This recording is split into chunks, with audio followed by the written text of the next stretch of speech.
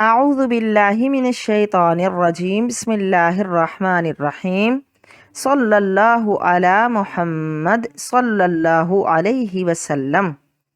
سیرت رسول عربی علامہ نور بخش توکلی علیہ الرحمہ، ادارۃ الاویس، لاہور۔ صفحہ نمبر 52، 53، 54، 55، 56۔ ابتدائے وحی۔ جب ہمارے نبی صلی اللہ علیہ وسلم کی عمر مبارک 40 سال کی ہوئی تو اللہ تعالیٰ نے آپ کو منصب نبوت سے سرفراز فرمایا۔ وحی کی ابتدا رؤیائے صادقہ سے ہوئی۔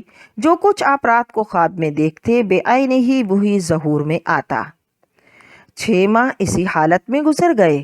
ایک روز آپ حسب معمول غار حرا میں مراقب تھے کہ فرشتہ جبرائیل آپ کے پاس آیا۔ اس نے آپ سے کہا اقرأ، پڑھو۔ آپ نے فرمایا ما انا بقارئ، میں پڑھا ہوا نہیں۔ آپ کا بیان ہے کہ اس پر فرشتہ نے مجھے پکڑ کر بھینچا یہاں تک کہ وہ مجھ سے غایت وسع و طاقت کو پہنچا، پھر اس نے مجھے چھوڑ دیا اور کہا اقرأ۔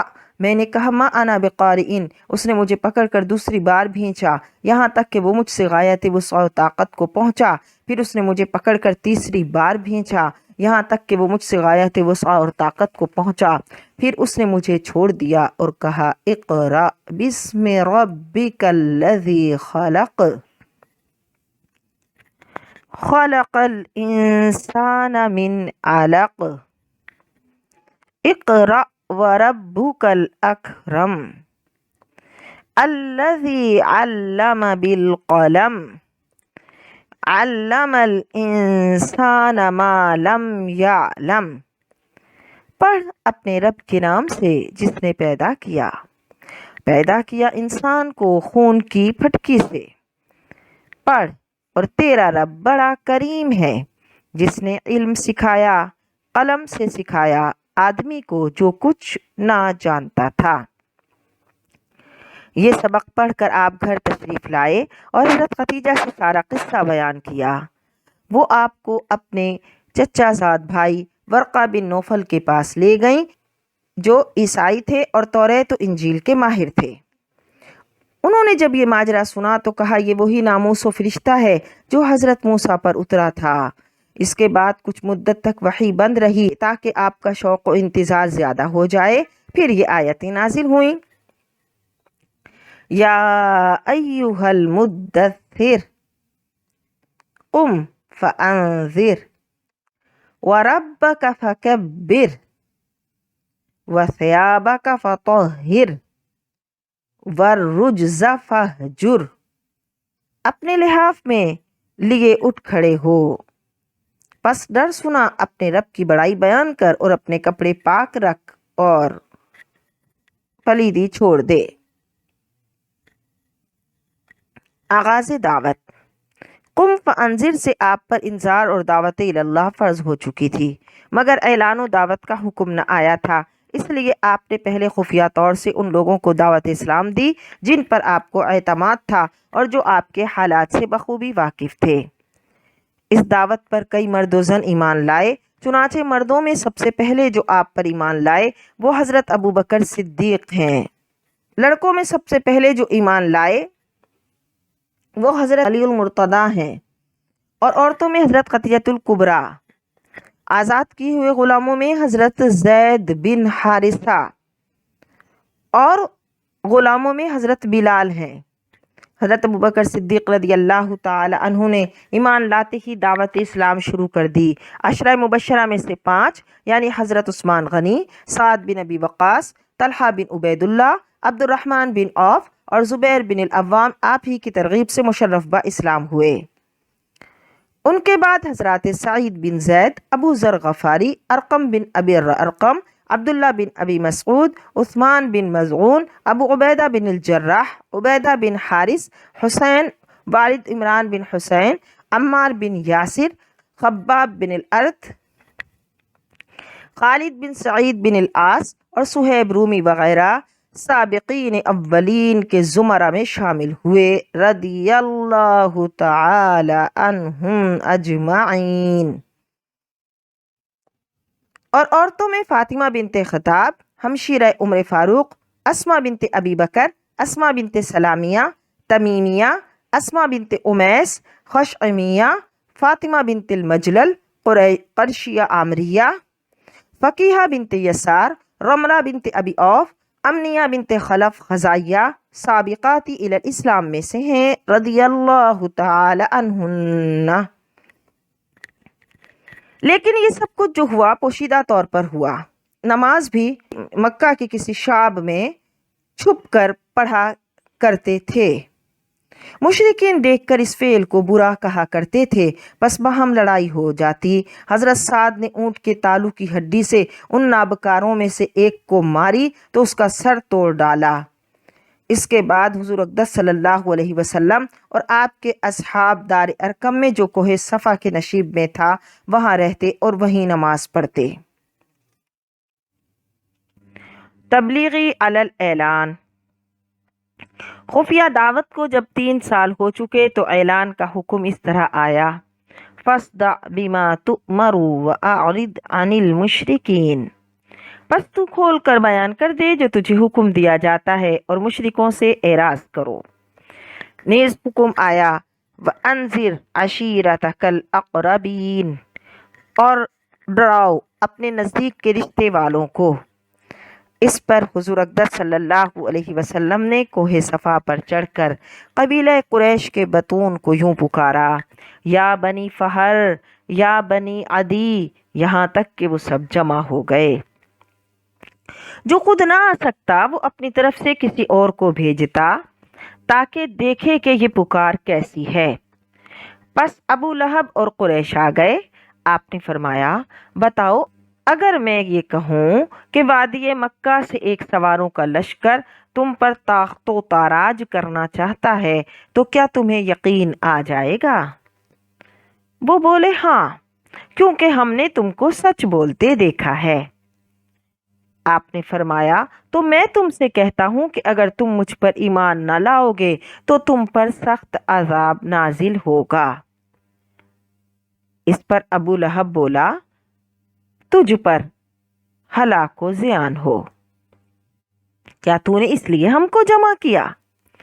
तब ये आयतें नाजिल हुई, तब्बत यदा अबी लहबिन व तब, मा अगना अन्हु मालुहु व मा कसब। हलाक हो जाएं अबू लहब के हाथ और वो हलाक हो गया, काम न आया उसको उसका माल और ना जो उसने कमाया। बस नबी सल्लल्लाहु अलैहि वसल्लम ने ऐलान दावत किया और बुत परस्ती की ऐलानिया मुजम्मत शुरू की तो सरदारान कुरैश, अतबाउ शीबा, पसरान रबीआ बिन अब्द शम्स, अबू सुफियान, अबू जहल, वलीद बिन मुगैरा, आस बिन वाइल, असवद बिन मुत्तलिब वगैरह अबू तालिब के पास आए और कहने लगे कि तेरा भतीजा हमारे माबूदों को बुरा कहता है और हमारे आबाओ अजदाद को गुमराह बताता है और हमें अहमक ठहराता है। तुम उसको मना कर दो या बीच से हट जाओ, हम उससे समझ लेंगे। अबू तालिब ने उन्हें नरमी से समझाकर रुखसत कर दिया। आपने तबलीग को जारी रखा, मगर कुरैश बजाय रूबरा होने के आपसे हिक़्द अदावत ज्यादा करने लगे और एक दूसरे को आपसे लड़ने पर उभारने लगे। वो दोबारा अबू तालिब के पास आए और कहने लगे, अबू तालिब, बेशक हम में तेरी कदर मंजिलत है। हमने तुमसे कहा था कि अपने भतीजे को मना कर दो, मगर तुमने ऐसा नहीं किया। खुदा की कसम, हम अपने माबूदों और आबा अजदाद की तौहीन गवारा नहीं कर सकते। तुम इसको रोक दो, वरना वो और तुम मैदान में आओ कि हम दोनों में से एक का फैसला हो जाए। ये कहकर वो चले गए। अबू तालिब ने हमारे नबी सल्लल्लाहु अलैहि वसल्लम को बुलाकर कहा, ऐ मेरे भतीजे, तेरी कौम ने मेरे पास आकर ऐसा कहा, तू अपने आप पर और मुझ पर रहम कर और मुझे उस अमर की तकलीफ न दे जो मैं बर्दाश्त ना कर सकूं। ये सुनकर हुजूर अक़दस सल्लल्लाहु अलैहि वसल्लम ने ख्याल किया कि अब मेरे चचा ने मुझे छोड़ दिया और मेरी मदद से आजिज़ आ गया, तो आपने इरशाद फरमाया, ए मेरे चचा, अल्लाह की कसम, अगर वो सूरज को मेरे दाएं हाथ पर और चांद को मेरे बाएं हाथ पर रख दें तब भी मैं इस काम को ना छोड़ूं, यहाँ तक कि अल्लाह इसे गालिब कर दे या मैं वफात पा जाऊं। फिर आप दीदा हुए और आपकी आंखों से आंसू रवा हुए। आप वापस हुए तो अबू तालिब ने कहा, ए मेरे भतीजे, जो कुछ आप चाहें करें, मैं कभी आपका साथ ना छोड़ूंगा। जब कुरैश ने देखा कि अबू तालिब इस तरह नहीं मानता तो अम्मारा बिन वलीद बिन मुगीरा को साथ लेकर उसके पास आए। कहने लगे, ए अबू तालिब, ये अम्मारा कुरैश में नहायत कवी और खूबसूरत नौजवान है, हम ये तुझे देते हैं, तू इसको अपना बेटा बना ले और इसके इवज अपने भतीजे को हमारे हवाले कर दे। अबू तालिब ने कहा, अल्लाह की कसम, तुम मुझे बड़ी तकलीफ देते हो। क्या तुम मुझे अपना बेटा देते हो कि मैं इसे तुम्हारे वास्ते पालूं और अपना बेटा तुम्हें दूं कि तुम उसे कत्ल कर डालो? अल्लाह की कसम, ऐसा हरगिज ना होगा। ये सुनकर कुरैश और भी नाराज हो गए। वो एक रोज़ वलीद बिन मुगीरा के पास जमा हुए। वलीद फसाहत व बलागत में उनका सरदार था। अय्याम हज करीब थे। वलीद व कुरैश में यूं गुफ्तगू हुई, वलीद, ए गरोह कुरैश, हज का मौसम आ गया है। अरब के कबाइल तुम्हारे पास आएंगे जिन्होंने तुम्हारे साहिब का हाल सुन लिया है।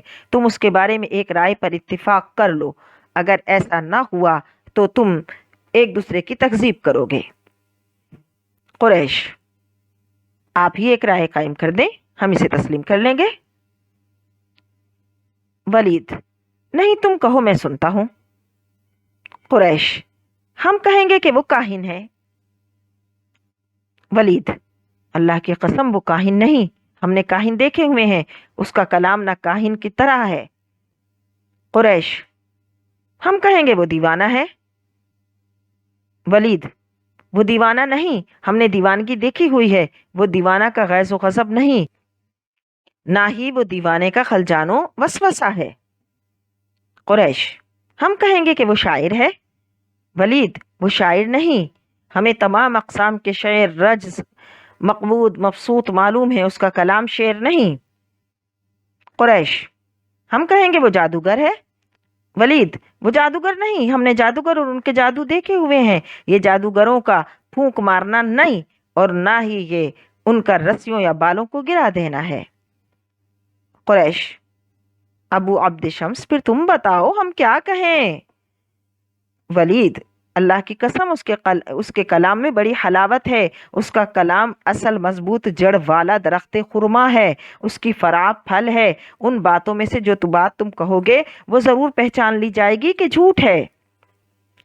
उसके बारे में सही तरीन कौल ये है कि तुम कहो कि वो जादूगर है और ऐसा कलाम लाया है जो जादू है, और इस कलाम से बाप बेटे में, भाई भाई में, मियाँ बीवी में और ख्वैश अकारिब में जुदाई डल जाती है।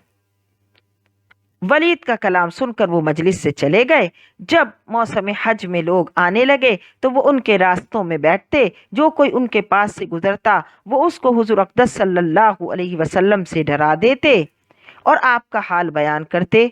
अल्लाह ने वलीद के बारे में ये आयतें उतार दी, ज़रनी वमन खलक़तु वहीदा वजअलतु लहू मालम ममदूदा वबनीना शुहूदा वमहत्तु लहू तमहीदा सुम्मा यत्मउ अन अज़ीद कल्ला इन्नहु कान लिआयातिना अनीदा। छोड़ दे मुझको और उसको जो मैंने बनाया अकेला, और दिया मैंने उसको माल खूब और बेटे जिंदगी वाले, और तैयारी कर दी उसकी खूब तैयारी।